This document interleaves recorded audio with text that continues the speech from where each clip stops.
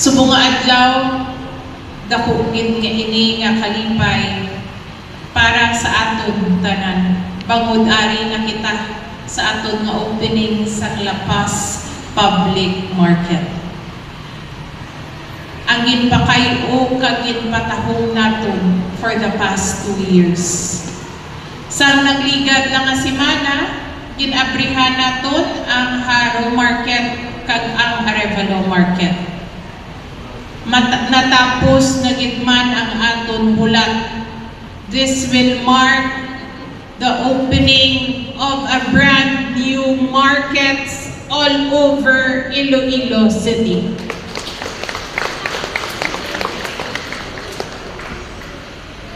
Hindi na subong mabudlayan ang aton mga vendors. Hindi na maulanan, mas mahapos na ang pangabuhi diri sa sulod. Bangod, mas matawhay, organisado ang aton nga mga bag-o nga merkado.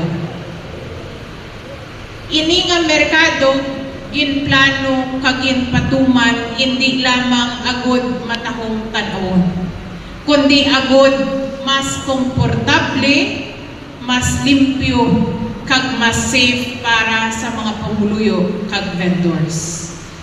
Kung mas safe, kag kung mas limpyo, ano ginamin sila? Mas makakompete sa mga dalagko nga mga mall diri sa syudad sa Iloilo. Gani, tuyang ugid ini pasalamatan ang tanan nga nagpangabudlay agud matuman naton ang aton handom para sa redevelopment ng aton mga public markets. Sa aton nga mga masaligan kag mapisan ng mga department heads sa Iloilo City Government nga nag-alalay halin sa umpisa hasta sa katapusan. Sa aton Local Economic Enterprise Office headed by Maricel Mabacquiao, sa aton City Engineers Office headed by Diane Senyoro, sa aton nga GSO headed by Neil Ravena. Waay si Neil kay nagakuha to siya subong sang award pero aga yung paningin plastar ang mga tanong. Sa aton nga posmo nga nagabuligid clearing kag tanan nga assistance, salamat man. Kag sa aton nga city architects nga naging hands-on gid sa pagpatuman sa matahong nga design, ari man diyang aton sentro. Sa tanan nga mga departments ng syudad, madamo gid nga salamat sa inyong pagbulig. Kung hindi tungod sa inyo, wala nagtindog ang aton matahong nga mga merkado. Gusto ko man pasalamatan ang aton Local Economic and Development Office kag ang LEDIP naton nga padayon nag-facilitate sa capacity building sa aton mga vendors. Sang nagsugod kita sa mga markets naton, nag-conceptualize kami sa ginatawag nga Uswag Negosyo Academy. Ang Uswag Negosyo Academy gin-dedicate gid ina para sa training sa mga vendors naton.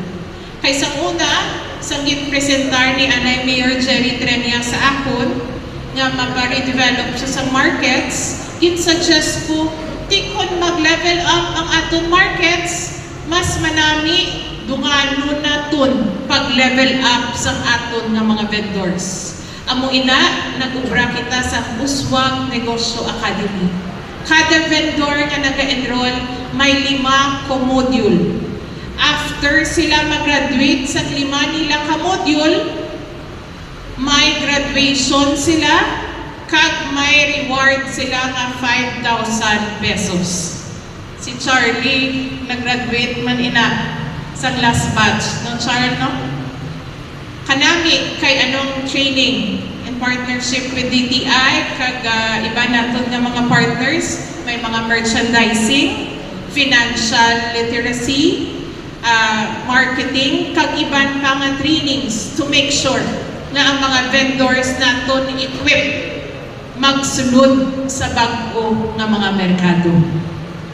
Salamat gid sa aton LEDIP sa pag-facilitate sa ini nga capacity building.